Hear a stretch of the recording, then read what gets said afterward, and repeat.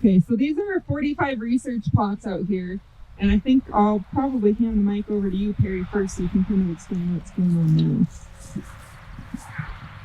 now. So there's a history here where we had 3 cropping systems going, 2 organic systems and a conventional system. In the organic systems, one is what we call a conventionally tilled system, so pretty reliant on tillage, and then the other was designed to be not quite no-till, probably reduced till system, but we actually did have a phase in there where we went 3 out of 5 years without any tillage, and through the help of Integrating Livestock. And we'll talk a little bit more about how we did that. And then we've got a chemical no-till system that we run in here. As a comparison, we run the exact same rotation for everything in a 5-year rotation. I can talk about that. I guess it started out, year 1 is safflower, and then we would nurse sweet clover. Sweet clover here is an obligate biennial, so we would nurse that in under the safflower, and that worked really well. At least for establishing the sweet clover. We didn't always get a great safflower crop, but for establishing the sweet clover, it worked really well.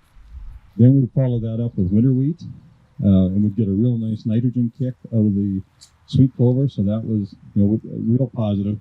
We actually had some fairly impressive wheat yields here. In most cases, not that far behind conventional no-till that's fertilized.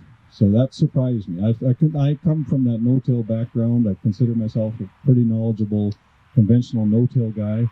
And so I expected to see, my management in the no-till system really be quite superior to the organic systems in here. And that actually has not been the case. We've even occasionally had better lentil yields in the organic system than we've had in the no-till system. So year 3 is winter wheat, then we would go to lentils, and lentils are a real high-value profit center for organic growers. It's an important crop in Montana. So I feel like you got to have it in the system. When we designed the rotation, we wanted it to be fairly deep rooting. So we knew there was going to be some thistle pressure out here. We didn't know it was going to be quite this severe or this quick. So we kind of designed a system that was fairly deep-rooted. Safflower is a very deep-rooted annual crop, as deep-rooted as you can get. Sweet clover, very deep-rooted. Winter wheat, as far as the cereals, is as deep-rooted as you can get. Well, lentils at the other end of the spectrum, very shallow. And so I've got 3 plots out here that were a complete wreck 2 years ago. They were all behind lentils. And that indicates to me that the lentils didn't do a very good job of excavating soil, water, and nutrients, and so they left a lot of resources there for thistle to exploit, and that's just what it did. So in our small plot study, we've got lentils in there in a number of ways, trying to figure out how we can make that lentil less vulnerable to these deep-rooted crops, or deep-rooted weeds, sorry.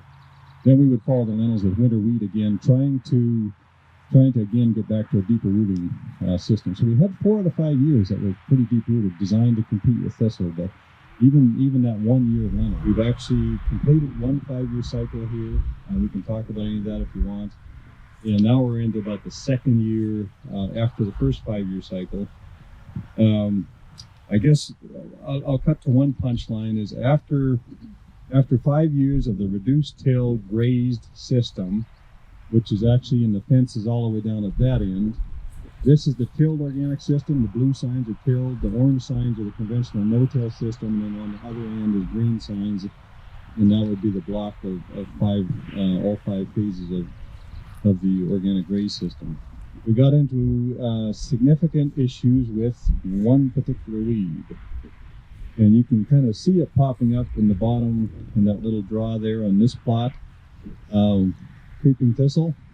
We've got 3 plots where it's just about end to end. Can't find a square meter without a thistle plant in it. And so that caused us to really revisit what we were trying to do with this particular trial. And so we've now got a new study going led by Pat Carr. I should acknowledge Pat Hatfield and Fabian Manala were the first guys that landed the grants that enabled this work to get done. Now Pat Carr has landed a grant that is focused really on perennial weed management. So both thistle and creeping bindweed. And that includes Zach Miller out at the Western Agriculture Research Center at Corvallis, and also a number of other locations, mostly on-farm locations. So that's the focus that's going on now. We've got some small plots in here that we could look at down here where we're actually going to do a 4-year rotation with real intense small plot management with standard tillage versus reduced tillage, different rotations to see how that affects thistle demography. But back up a step, how do we use livestock in here? One of the most successful things was terminating these legume manures that you see behind us. So this is Austrian winter pea that we're looking at here. You can see some purple flowers over on the far side. We've got some spring pea in here as a comparison, and then sweet clover, which I kind of consider the gold standard for nitrogen fixation and rotations in organic systems. In the organic graze system, we would come in and release sheep at about this timing.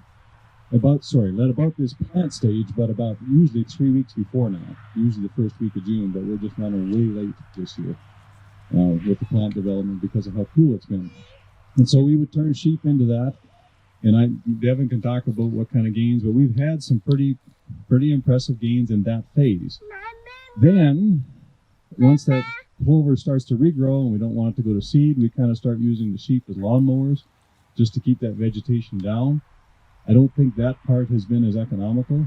Going in, getting some good gains on this fresh forage has been really, really positive. I mean, some of the initial numbers were almost outrageous in terms of the gains that were possible. That comment was about diversifying barley with pulses. They actually should be able to control wild oat really easily. I mean, that's one of the advantages because you use a grassy product and control it. So here's what I was talking about. 2 falls ago, we sprayed glyphosate on this half of the plot.